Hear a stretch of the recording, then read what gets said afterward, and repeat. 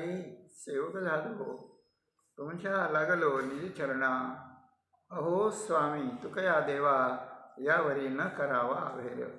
सहज लीळे उदकी वह्या, तुम्ही रक्षिल्या निज सत्ते. अहो स्वामी तुकया देवा, यावरी न करावा अभेर. निळा म्हणे धराल हाती, तरी द्याल मती निरूपमा. अहो स्वामी तुकया देवा, यावरी न करावा अभेर. खरे बोले तरी फुकासाठी जोडे हरी, खरे बोले तरी फुकासाठी जोडे हरी. ऐसे सांडोनी उपाय, ऐसे फुकाचे उपाय सांडून या वाया जाय. परोपकार एका वचनाचा फार, ऐसे फुकाचे उपाय सांडून या वाया जाय. तुका म्हणे मळ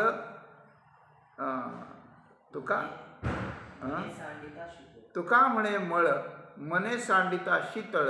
ऐसे फुकाचे उपाय सांडून या वाया जाय. जगद्गुरू संत श्रेष्ठ श्री तुकाराम महाराजांच्या अभंगगाथेतील क्रमाने आलेला 934 क्रमांकाचा अभंग असून या 4 चरणांच्या छोट्याशा अभंगात जगात सत्य काय आहे, सत्य कशाला म्हणतात, ते सत्य माणसाच्या दृष्टीने किती महत्त्वाचं आहे, ते पाळणं किती मोठेपणाचं अशा प्रकारचं आहे, त्या सत्याच्या पालनाने आपल्याला काय मिळेल आणि काही किंमत न देता मिळेल इत्यादी विषयांच्या वलयामध्ये तुकाराम महाराजांनी आपल्यापुढे एक सत्य मांडलं आहे. सत्य खरं काय ते मांडले. खरं म्हणजे काय? आपण व्यवहारात जे पाहतो, जे घडलंय ते खरं. मी ही वस्तू चोरून घेतली नाही, खरं बोलतो मी, अशा प्रकारचं. घेतली नाही म्हणलं की ते खोटं झालं. जशी घटना असेल तसं मानणं, म्हणणं, सांगणं हे खरं. काय सत्याची व्याख्या? सत्याची व्याख्या आपण पाहू नंतर. पण एक गोष्ट आहे की एका माणसानं जर सत्य बोलण्याचा निर्णय घेतला तर त्याचा सुंदर, त्याचा गोड, त्याचा व्यापक परिणाम काय होतो ऐका. खरे बोले तरी फुकासाठी जोडे हरी. फुकट हरीची प्राप्ती होते, फुकट हरीची प्राप्ती होते. प्रायः आपण पाहतो सगळी माणसं जन्माला येतात आणि मरतात, पण किती लोक असे असतात हो की हरीची प्राप्ती झाली, फुकट राहू द्या, मूल्य देऊन, जास्त देऊन, कमी देऊन, काही करून, की मनुष्य जन्माला आला आणि त्याला देव प्राप्त झाला, मग तो मरून गेला, मग त्याचं आयुष्य संपलं. अशी माणसं किती आहेत?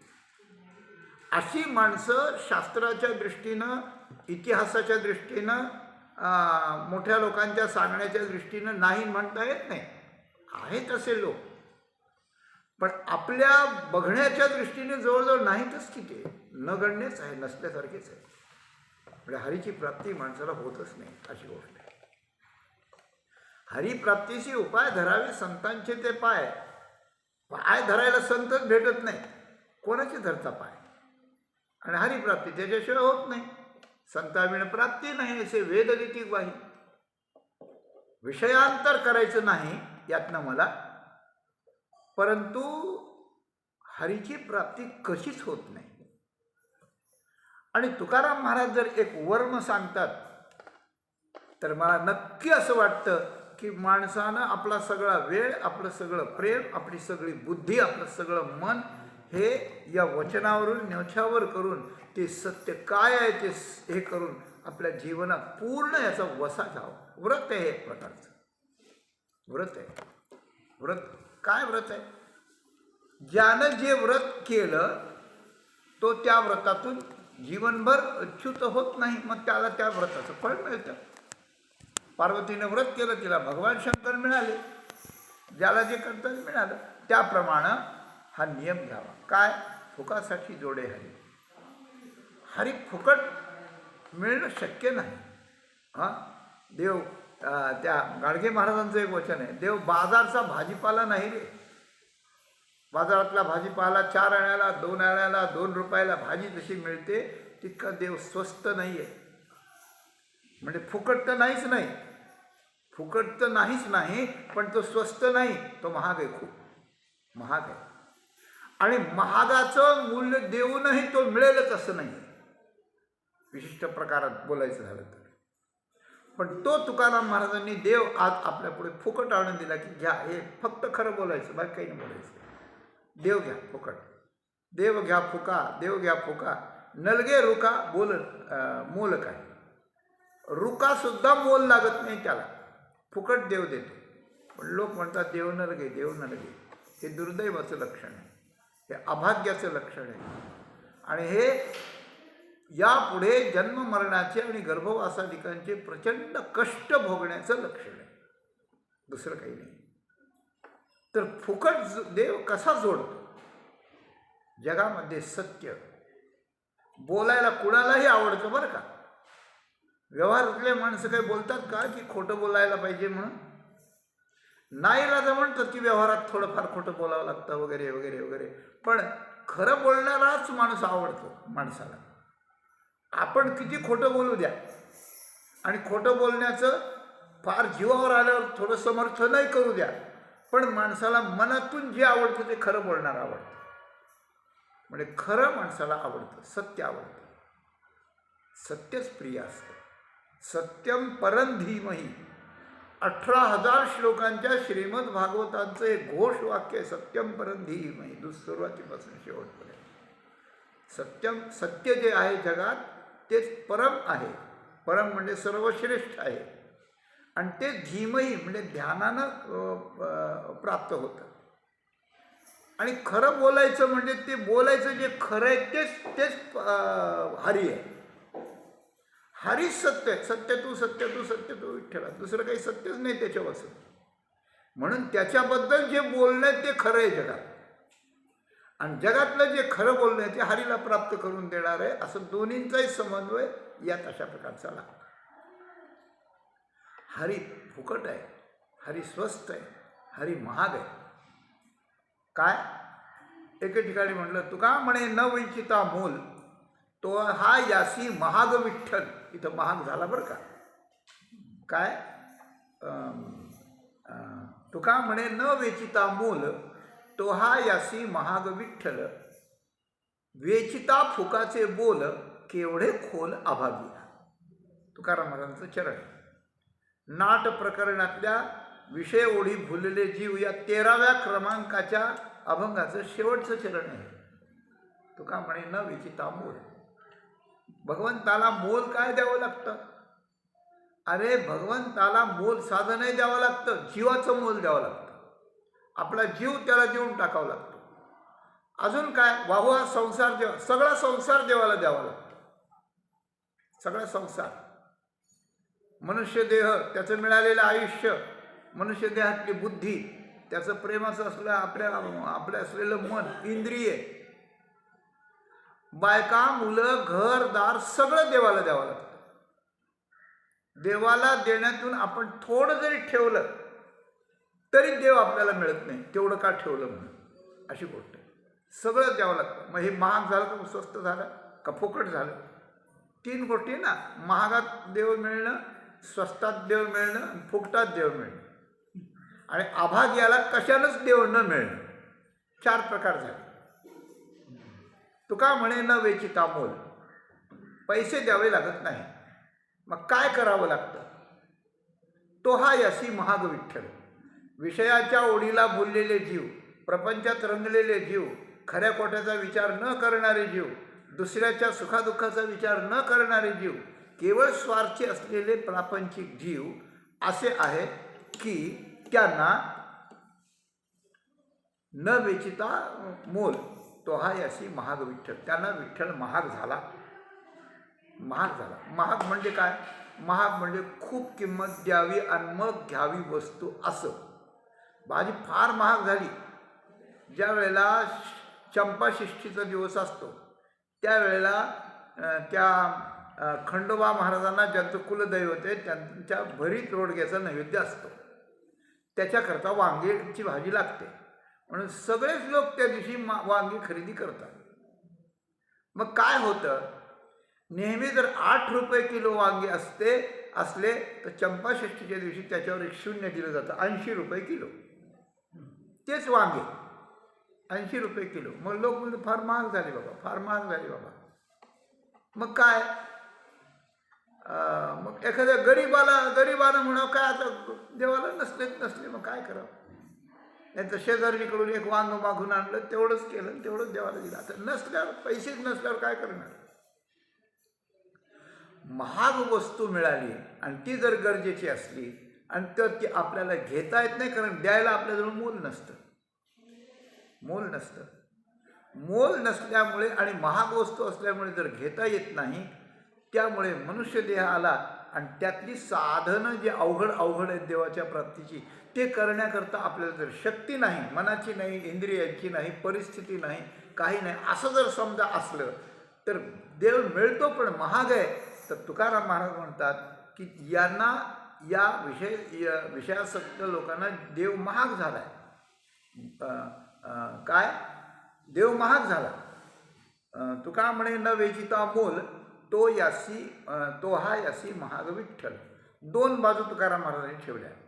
एकीकडे म्हणतात न वेचिता मोल, पैसे न देता परमात्मा फुकट मिळतो. पण या लोकांना, हे लोक ते घेत नाही, ते म्हणतात खूप महाग येतो, तो आपल्याला झेपत नाही, असं ते म्हणतात. आणि आम्ही म्हणतो मोल न वेचता तो घेता येतो. मग कसा घेता येतो? मोल न वेचता घेता येतो आणि यांना महाग झाल्यामुळे घेता येत नाही. याच्यामधलं काय आहे? याच्यामधलं एक आहे की तो स्वस्तात घेता येतो आणि त्याला जे द्यायचं ते फुकट असतं, म्हणून फुकासाठी जोडे हरी इथं म्हटलं. काय तर वेचिता फुकाचे बोल. बोल म्हणजे शब्द आणि शब्द म्हणजे भगवंताचं नाव. जीवनभर माणसानं आपल्या मुखात विठोबाचं नाव घ्यायचं. विठ्ठल, रामकृष्ण हरी, केशवा, जे तुम्हाला भावेल ते घ्या, पण सतत घ्यायचं, लिंक घ्यायची शेवटपर्यंत, मध्ये ते सोडायचंच नाही. प्रेमानं घ्यायचं, भावनेनं घ्यायचं, आवडत्या चढत्या वाढत्या प्रीतीनं ते घ्यायचं. फुकाचे बोल शब्द. हरिहरी म्हणायला पैसे लागतात का? तुम्ही 10 वेळा हरी म्हणला, मग 15 रुपये ठेवा की एका नावाला 1.5 रुपये आमच्याकडे रेट आहे, असं आहे काही नाही. फुकट वाणी देवानं दिली ना, फुकटच आहे. बाकीच्या शब्द आपण वापरतोच ना, मग हरिहरी का नाही म्हणत? काय तुझी बैसली से दात खीळ, हरिहरी म्हणतात तुझी बसली दात खीळ, तुकाराम महाराज म्हणतात. का म्हणतात? फुकटचे बोल घेतले तर बोल हरिहरी म्हणण्याने देव त्या ठिकाणी मिळतो, तर तो स्वस्तात मिळतो. आणि हरिहरी म्हणणं फुकट आहे.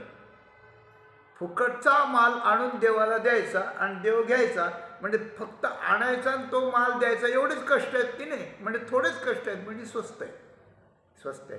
पण यांना महाग झाला आहे. महाग कसा झाला? बेचिता फुकाचे बोल केवढे खोल अभागिया.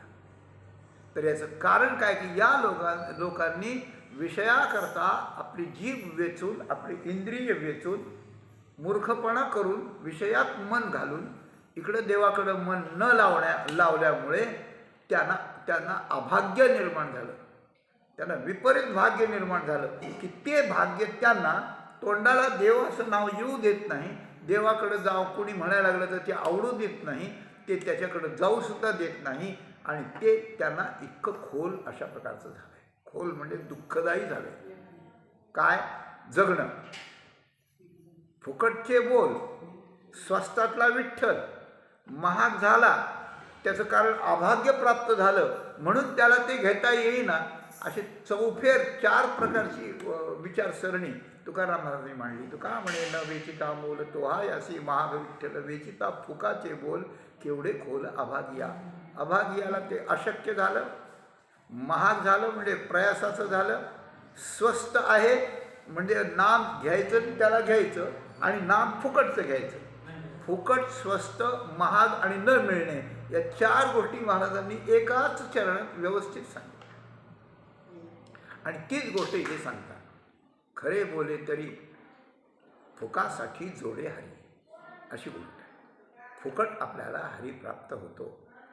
फुकट प्राप्त होतो याचा अर्थ तो महत्त्वाचा नाही असं नाही, पण महत्त्वाची वस्तू ज्यामुळे सहज प्राप्त होते ती गोष्ट सगळ्यात महत्त्वाची आहे हे म्हणण्याचा उद्देश आहे. हरी फुकट मिळाल्यामुळं काय कमी किमतीचा होतो काय? कमी किमतीचा होत नाही. एखाद्याला जर रोडवर जागा मिळाली तर ती काही कमी किमतीची होती काय? आणि त्याला फुकट मिळाली. फुकट काय मिळाली, कशी मिळाली? त्याचा सासराच रोडचा अधिकारी आहे, जागा विकायला निघाल्या, त्यांनी घेतली, घेऊन दिली, झाली काम. आपल्याला फुकट मिळाली म्हणजे ती अमहत्वाची नाही झाली, ती तितकीच महत्त्वाची. पण ज्या वस्तूमुळे ज्याच्या आश्रयामुळे ती फुकट मिळाली ते आपल्याला महत्त्वाचं आहे. म्हणून सत्याचा आश्रय, खरं बोलण्याचा आश्रय जर आपण घेतला तर ती वस्तू आपल्याला मिळते. सत्य, खरे बोले तरी फुकासाठी जोडे आहे. एक मुलगा होता, याचा शाळेत जाणारा मुलगा होता, आणि शाळेत जात होता तो. आणखी काही विद्यार्थी होते, चुणचुणीत मुलगा होता. तर गुरुजींनी गणित सांगितलं. गणिताचा तास होता, अवघड होतं गणित, आणि शेवटचा पिरियड, शेवटचा तास होता, शाळा सुटणार होती ते झालं की.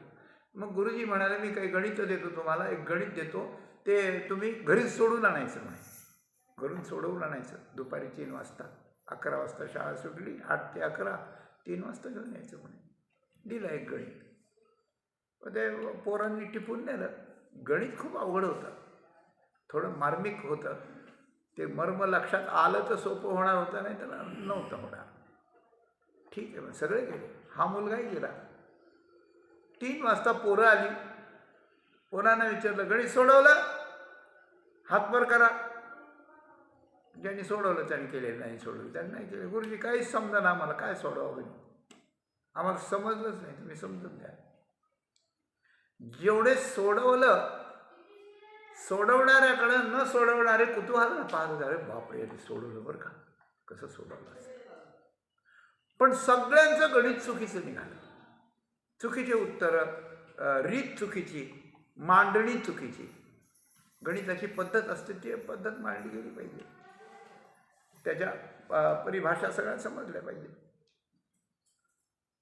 ज्यांनी सोडवलं नाही ते तर गेलेत, पण सोडवणारे पण चुकले. एक फक्त हा मुलगा होता, याचं गणित बरोबर आलं होतं.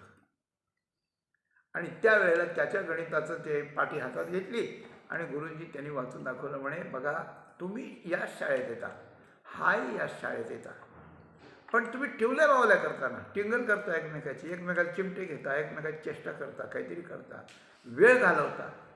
आणि हा विद्यार्थी बघा, हा वेळ घालवत नाही, हा आल्यापासून अभ्यासात असतो, आणि त्याचा परिणाम आहे की याचं आलं म्हणून हा पुढे प्रगतीला होईल, त्या मोठ्या शाळेत जाईल, मोठे मार्क मिळवेल, मोठं हे होईल. तुम्ही असेच बसा. गुरुजी त्याचं वर्णन करून यांना नाव ठेवलं, आणि सगळेजण गुरुजीकडे पाहते एकदा, त्याच्याकडे पाहते एकदा, आणि खाली पाहते एकदा. त्याचा हेवा वाटायला लागला, स्वतःबद्दल वाईट वाटायला लागलं. हे कोणाचं झालं? सगळ्या विद्यार्थ्यांचं, सोडवलेल्यांना सोडलं, चुकलेल्यांचं. गुरुजी आनंदानं त्या विद्यार्थ्याचं वर्णन करतात, ही गुरुजींची भूमिका. ज्यानं ते गणित बरोबर करून आणलं होतं त्याची काय भूमिका? त्याला किती आनंद व्हायला पाहिजे. त्यांनी गुरुजीकडे पाहायला पाहिजे, काय गुरुजी वर्णन करतात. त्यांनी पोराकडे पाहिलं पाहिजे की पोरं आज सगळ्यांचा बॉस चालू आहे, आज कोणीच माझी टिंगल करू शकणार नाही आता इथून. असं त्याला आनंदाच्या उकड्या याव्यात. बरोबर आहे का नाही? बोला, मी चुकीचं बोलतो, असं त्याला आनंद व्हावा. पण गुरुजीने त्या पोरांनी त्या मुलाकडे पाहिलं तर त्याच्या चेहऱ्यावर त्याचाही चेहरा उतरला होता, त्याचे डोळे पाणावले होते, त्याचं अंग थरथर कापत होतं. तोही घाबरला होता, तोही नर्वस दिसत होता, तोही व्याकुळ झाला होता. त्यावेळेला गुरुजींनी विचारलं, आणि पोरं विचारित नव्हते, पण पोरांचा भाव तोच होता की अरे तुला काय झालं असं करायला, तू तर आज चांगला गड जिंकलास, किल्ला जिंकलास, गुरुजी एवढं वर्णन करतात तुझं, आमच्या सगळ्यांचा मोठा ठरलास. पण ते बोलू शकले नाही. गुरुजी बोलले, का रे बाबा, तू गणित सोडवून आणलंस, मी तुझं वर्णन करतो आणि तुला रडायला काय झालं, कशा करता रडतोस? त्याकरता त्यांनी सांगितलं की तुम्ही माझं वर्णन करता म्हणूनच मी रडतो, सांग म्हणे खुलासा. तेव्हा त्यांनी खुलासा केला की मी हे गणित सोडवलं म्हणून यांना वर्णन करता, म्हणून हे आणि तुम्ही माझ्याकडे महत्त्वाचं करता, पण ही गोष्ट जगातली सत्य गोष्ट नाही आहे, ही खोटी गोष्ट आहे. मी हे गणित सोडवलेलं नाही, माझ्या बाबांनी हे मला सोडून दिलं, मी हे गणित सोडलं नाही असं तो म्हणाला. आणि सगळे टुकार बोलत होते, हे हे हे करायचं. अरे अरे सोडलेलं नाही, मग काय दुसऱ्याकडून आम्ही सोडून आणलो असतं. त्यावेळेला गुरुजींनी सगळ्याला थांबवलं, हे थांबा. आणि त्यावेळेला त्याला म्हणलं इकडे, त्याला जवळ घेतलं, त्याचे डोळे गुरुजींनी पुसले, त्याच्या पाठीवरून हात फिरवला आणि पोरांना सांगितलं की पहिल्यांदा मी असं वर्णन करीत होतो याचं की यानं हे गणित सोडवलंय, तो हुशार आहे, तो सतत अभ्यास करतो, त्याने त्याच्यावर निष्ठा आहे म्हणून त्याने सोडवलं. तर त्याच्या हुशारीबद्दल, त्याच्या प्रामाणिकपणाबद्दल, त्याच्या हुशारीबद्दल मी वर्णन करीत होतो. पण आता जर तो म्हणतो मी सोडलेलं नाही, तर मी आता पहिल्यापेक्षा जास्त याचं वर्णन करतो की असं खरं बोलण्यासाठी आपली प्रतिष्ठा कोणीही विकणार नाही आहे. असं खरं बोलणारं कोणी नाही जगात. म्हणून हा खरा याने जरी नाही सोडवलं आणि याने जरी अभ्यास त्याला जास्त आला नाही, याला जगात पैसा जास्त मिळाला नाही, याला जगात प्रतिष्ठा जास्त मिळाली नाही, तरी आलेल्या मनुष्य जीवनात हा यशस्वी मनुष्य निघणार आहे. हा यशस्वी कारण याने सत्याचा आश्रय धारण केला आहे, याने खरं सोडलं नाहीये. आपली प्रतिष्ठा त्याच्याकरता विकली, लहान असे ना का आणि प्रतिष्ठेचा विषय छोटा का असे ना गणित सोडवणं, पण मनुष्याची जी निष्ठा आहे ती पक्की अशा प्रकारची असते. हा जो मुलगा होता त्याचं नाव गोपाळ गोखले होतं. भारताच्या इतिहासात ज्यांनी राष्ट्रनिष्ठेनं खूप काही कार्य केलं त्या माणसाचं हे नाव आहे. तर खरे बोले तरी फुकासाठी जोडे हरी.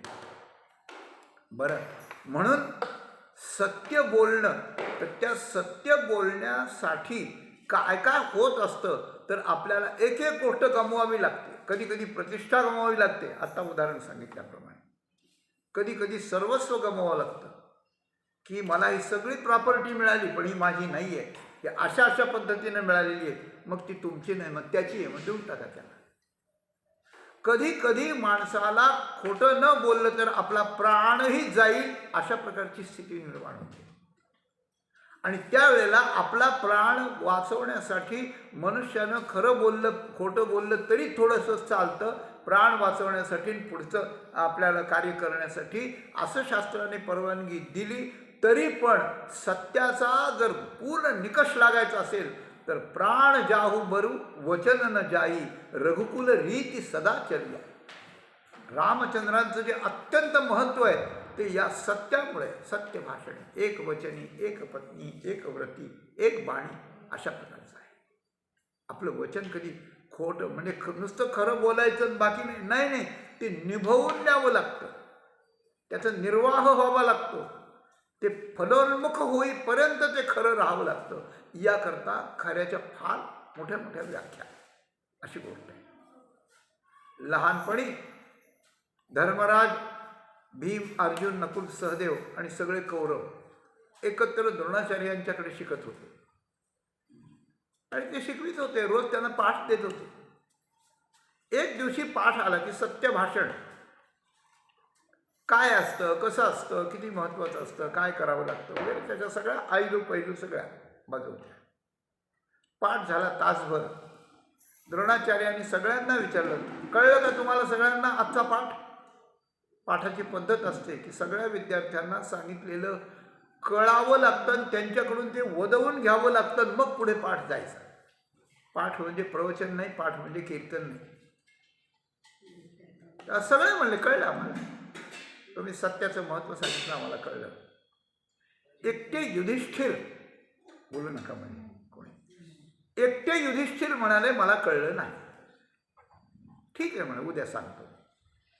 मग गुरुजी अभ्यास करून आले, द्रोणाचार्य महाराज पुन्हा अभ्यास करून आले की काय काय मुद्दे राहिले किंवा काल सांगितलेले मुद्दे संदिग्ध कुठं कुठे आहेत, त्याचा खुलासा कुठं कुठं करायचा राहिला आहे, कोणत्याला कोणती प्रमाणं दिले होते, अजून काही प्रमाण आहे का, दिलेल्या प्रमाणात अजून एखाद्या मुद्द्याचा त्याच्यात समावेश ॲड करता येतो का, वगैरे वगैरे. ते सगळे पद्धतीप्रमाणे पाहू लागले. पाठ झाला. कळलं का? युधिष्ठिराने म्हणाला नाही कळलं. 8 दिवस पाठ चालला, सत्याच्या वर्णनाचा 8 दिवस पाठ चालला. आणि सगळे पोरं म्हणजे कौरवांचे कौरव पोरं चिडले की त्यात काय असं न कळण्यासारखं, आणि 8 दिवस गुरुजींना घोळले, यांनी मला कळलं नाही म्हणतो, याला कधी कळायचं, आणि आमचे दिवस फुकट चालले, याला काय गड जिंकायचा होता कोणाला माहिती. ते चिडायला लागले. 9व्या दिवशी युधिष्ठिरानं म्हटलं, गुरुजी आज मला कळलं, मला तुम्ही जे सत्याचं वर्णन केलं ते आज कळलं. आता सगळ्यांना कुतूहल निर्माण झालं की 8 दिवस नाही कळलं, ते सांगत होते, तसंच सांगत होते, त्याच पद्धतीने सांगत होते, उलटं पालटं इकडून तिकडून, आणि आज कसं कळलं त्याला. तर कुतूहल निर्माण झालं सगळ्यांना की याला काय कळलंय असं.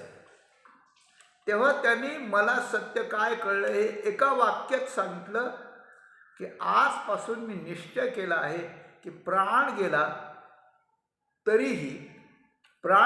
तरीही आजपासून मी खोटं बोलणार नाही. हा माझा निश्चय, हे माझं खरं कळण्याचं लक्षण आहे.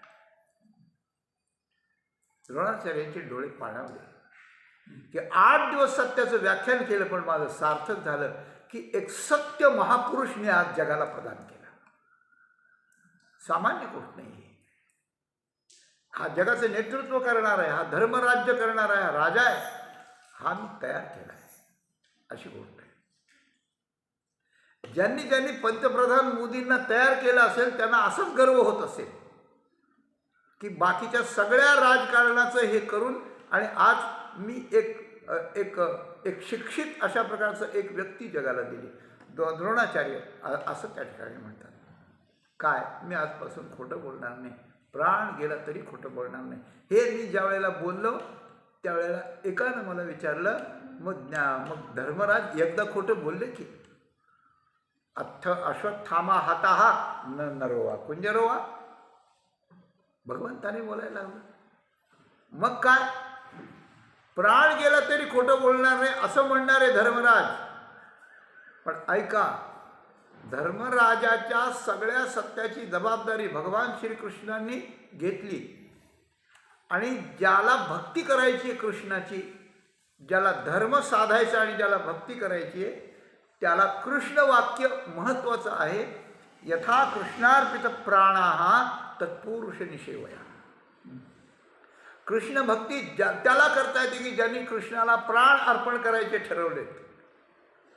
त्यावेळेला भगवान श्रीकृष्णांनी जे सांगितलं ते त्याने बोलताना आपलं सत्य आणि आपल्या सत्याला निगडित केलेले प्राण हे दोन्ही श्रीकृष्णांच्या वचनावर ओवाळून टाकले.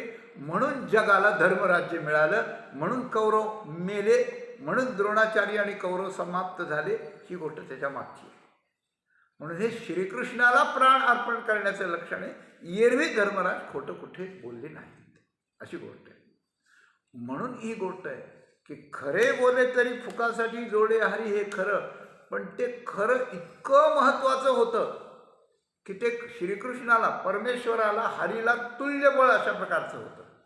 सत्य द्यायचं ना हरी घ्यायचा, कारण हरीच सत्य आहे आणि सत्य फक्त हरीचं.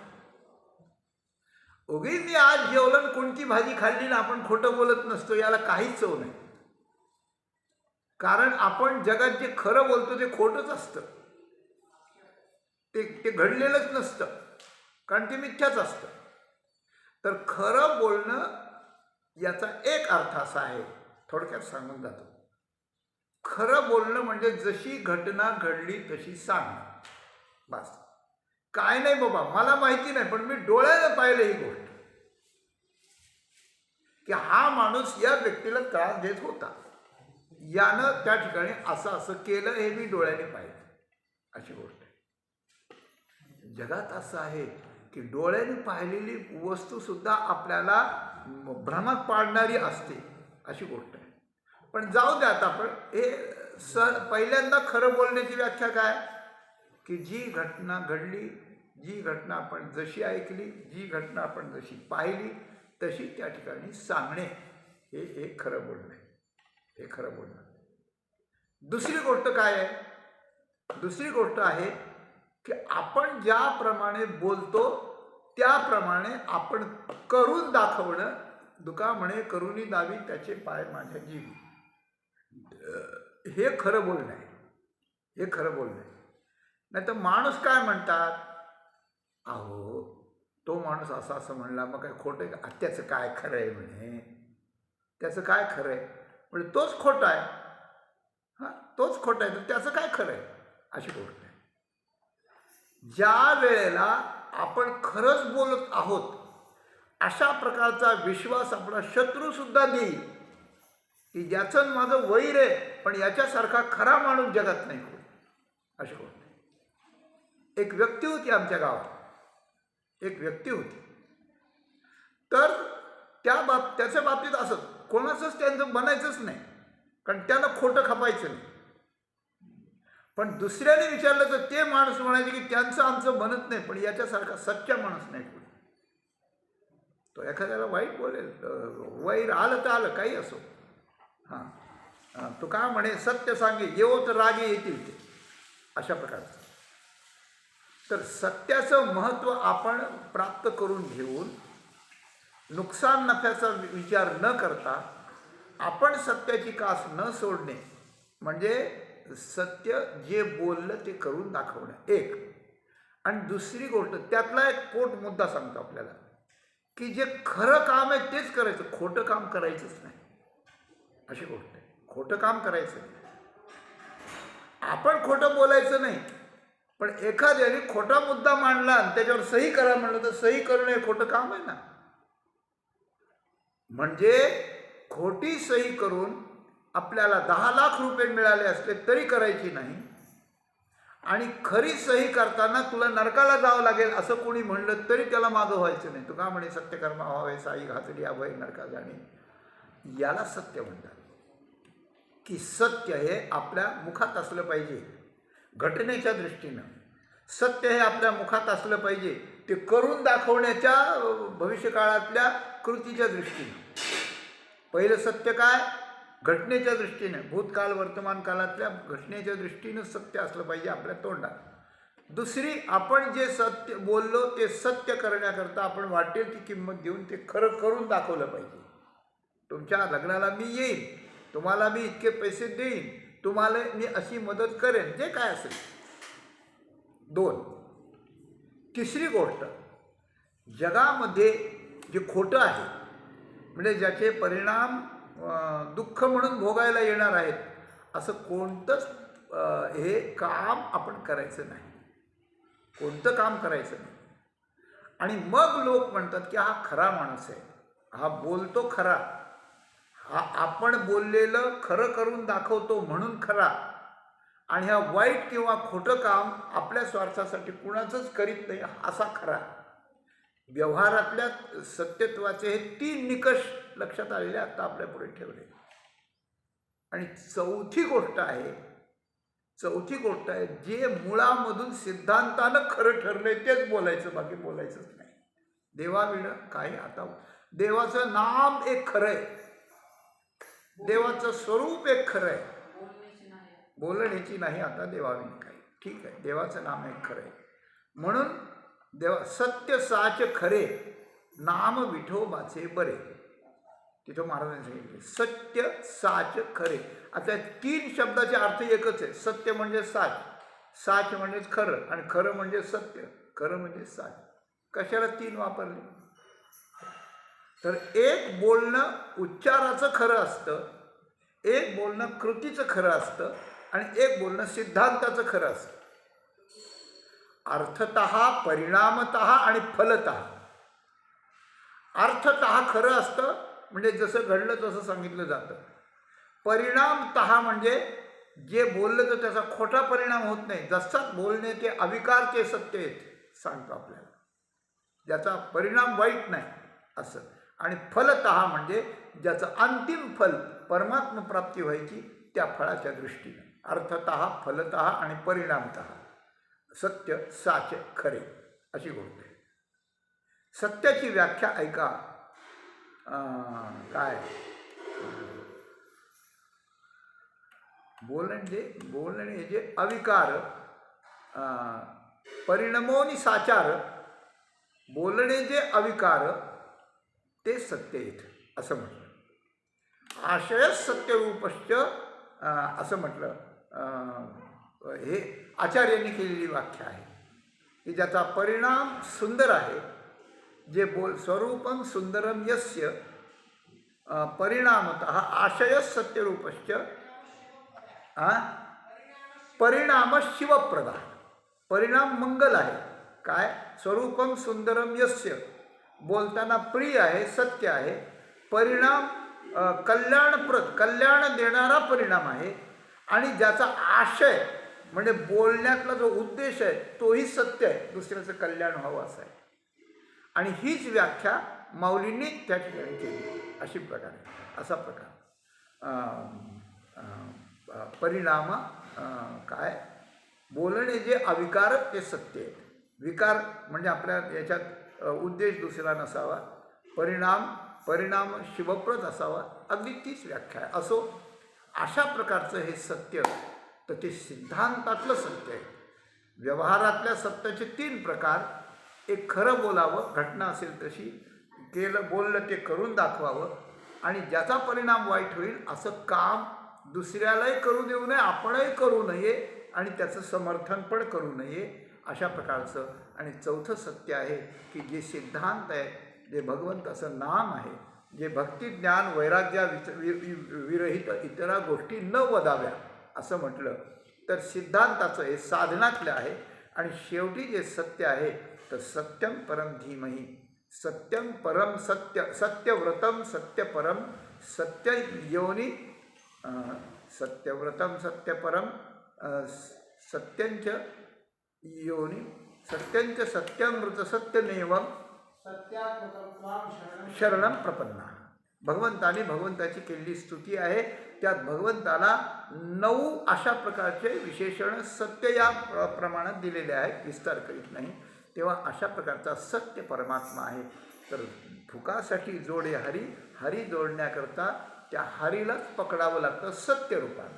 सत्यम सगळं भागवत, सगळे ग्रंथ याचं वर्णन करतात. तुकाराम महाराज म्हणतात, खरे बोले तरी फुकासाठी जोडे हरी. म्हणून आपण खरं बोलावं. आपण शाळेचे मास्टर वगैरे असू तर आपल्या सगळ्या मुलांना आधी हे शिकवावं. पुस्तकातलं मग शिकवा. थोडं कमी आलं तर कमी येऊ द्या, पण सत्य, अहिंसा, अक्रोध हे जे लक्षण आहेत ते शिकवावे. त्या सगळ्यांचं मूळ सत्य आहे. आपली घरातली मुलं असतील त्या मुलांनाही त्या ठिकाणी शिकवावं.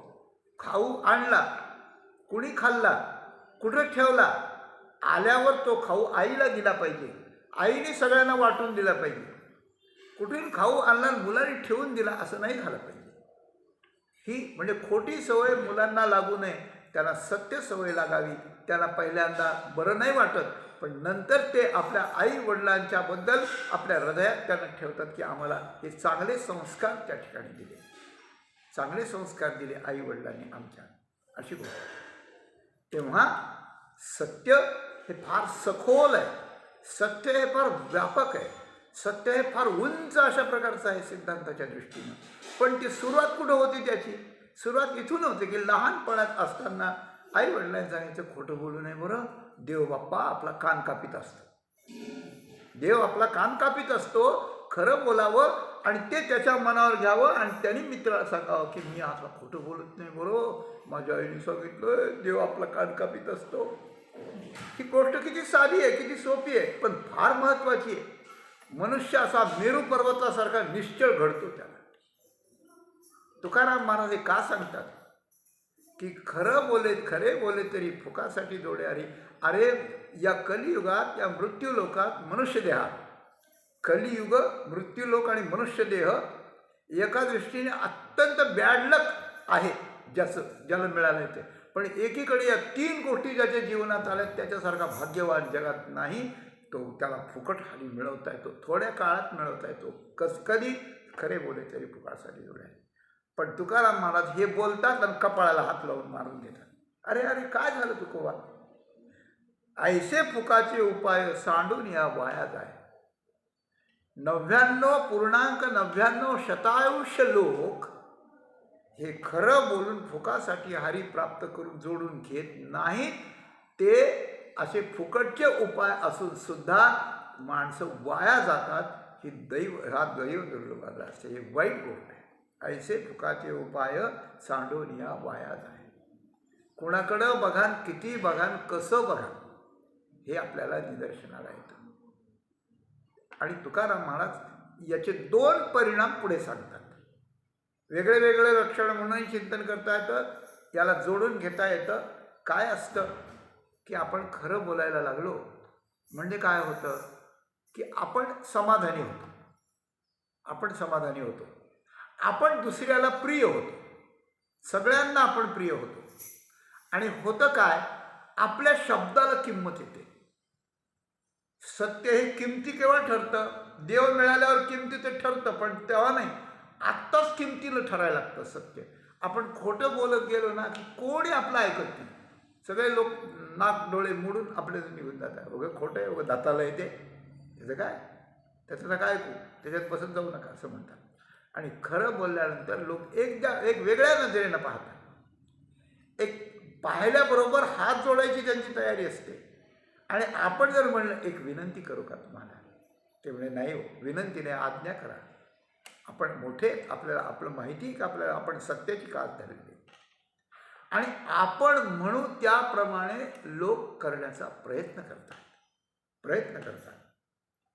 आणि आपण जर खरं बोलण्यानं आपली प्रतिष्ठा जर या सात्विक प्रतिष्ठा बरं काही इतर नादान प्रतिष्ठा नाही सांगत इथे, अशी जर प्रतिष्ठा झाली तर ज्या लोकांना विषय आवरत नाही, ज्या लोकांना खोटं बोलणं टाळता येत नाही, ज्या लोकांची श्रद्धा नाही, असे नास्तिक लोक सुद्धा आपल्याकडून येऊन आपण बोलल्यानंतर ती गोष्ट केली पाहिजे असं त्याच्या मनावर छाप पडते. आणि ते गोष्ट ती करायला लागतात. आणि करायला लागल्यानंतर एखाद्या नास्तिकाला, एखाद्या वाया गेलेल्या माणसाला आपण जर एखादा खरा शब्द सांगून, खरं तत्व सांगून, खरी क्रिया सांगून आपण जर त्याला असं बदलवता आलं आपल्याला, आणि तो जर बदलवता आला तर त्याच्यावर आपल्या एका खऱ्या शब्दाचा जो उपकार केला जातो त्या उपकारात तोड नसते. त्याच्या उपकारात काय झाले. आणि तो जीवनभर म्हणतो की मी वाया गेलेला मनुष्य, मी नरकाच्या योग्यतेचा माणूस, मी समाजातून उठलेला माणूस, मी कुटुंब उद्ध्वस्त केलेला माणूस, पण या व्यक्तीने मला उपदेश करून मला त्या ठिकाणी तारले, याने मला आज माणसात बसवलंय. तो डोळ्यात पाणी आणून 1000 लोकांना हे सांगतो. त्यावेळेला याचा ऊर किती भरून येत असेल. पण याचा ऊर भरून येण्याचं कारण नाही की यांनी पहिल्यांदा ज्या सत्याचा आणि आश्रय केलाय ते सत्य याच्यात राहून ते काम करतं. परोपकार एका शब्दाचा फार काही आहे. परोपकार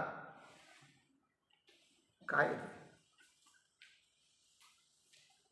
एक शब्द आपण वापरला, एक सत्य आपण एखाद्याला सांगितलं आणि त्या आपण जीवनात फार आपण जे वापरलं त्याच्यामुळे ते सत्य आपल्याला अनुकूल झालं आणि त्याच्या शक्तीनं त्याने त्याचं मत बदलवलं आणि त्याचं कल्याण झालं. तो आपल्याला अशा प्रकारचा होतो. म्हणून तुकाराम महाराज म्हणतात परोपकार एका वचनाचा फार. एक वचन शब्द. लोक असं म्हणतात तुम्ही एक शब्द बोला आम्ही तुमचं ऐकतो, आणि सगळे ऐकायला तयार होतात. अशी गोष्ट आहे. आमच्या गावाचे एक घटना सांगतो थोडीशी तुम्हाला. काहीच नसताना एका गावातल्या मुलानं एका ठिकाणी चोरी केली आणि केल्यानंतर ते लोक खवळले. ते देवाची पेटी फोडण्याचा प्रयत्न केला वगैरे वगैरे, याच्यावर केस करायची म्हणाले. केस करायला गेले आणि सगळे एकमेकातले. पण आता सगळे जमल्यावर आता एकटा माणूस काय करणार, एकटा काय करू शकणार. मग त्यांचा फोन आला. आम्ही खूप लांब होतो, नागपूरला होतो. आणि ते म्हणले असं असं झालेलं आहे, असं असं केलेलं आहे, आणि आम्ही आता पोलीस स्टेशनमध्ये आलो आहोत.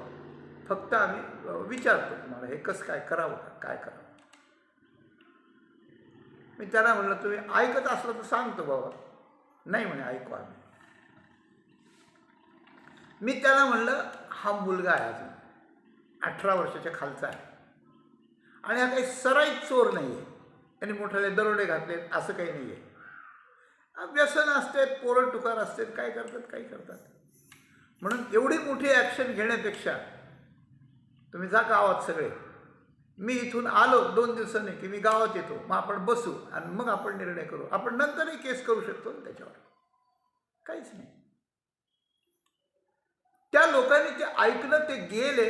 गावात मिटिंग झाली, तो सगळ्यांच्या पाया पडला आणि म्हणाला मी आजपासून काही करणार नाही. सगळं मिटलं प्रकरण. ते हे तात्पर्य काय आहे? ही शक्ती आपली नसते, ही शक्ती व्यक्तीची नसते. ही त्या व्यक्तीने अंतःकरणात धारण केलेलं पृथ्वी मोलाचं नाही, विश्व मोलाचं जे सत्य असतं, म्हणजे भगवंताचंच एक रूप असतं. ते सत्य ते काम करीत असतं. आणि ते सत्य काम करताना एक वचन बोललं तर त्याचा वचनाचा परोपकार होतो. परोपकार एका वचनाचा फार खूप असते ही गोष्ट. आणखी काय होतं? आणखी एक गोष्ट होती. सत्य बोलण्यानं आपली वाणी चांगली होते, आपलं कृती चांगली होते, लोकांवर आपली छाप पडते, लोक ऐकतात, लोकांवर परोपकार होतात. हे या अभंगातलं वर्णन आणि आणखी वर्णन आपण जे केलं ते सगळं गृहीत धरा. पण हे केव्हा होतं? सत्य पकडण्याकरता जे मन आपलं लागतं ते मन सक्षम लागतं. आपलं मन जर खोटं करीत आलेलं असेल आणि त्या मनात जर त्या ठिकाणी अविद्येचा मळ अशा प्रकारचा असेल, अविद्येचा, असत्याचा, असत्कृतीचा जर मळ असेल तर ते सत्य माणसाला झेपत नाही.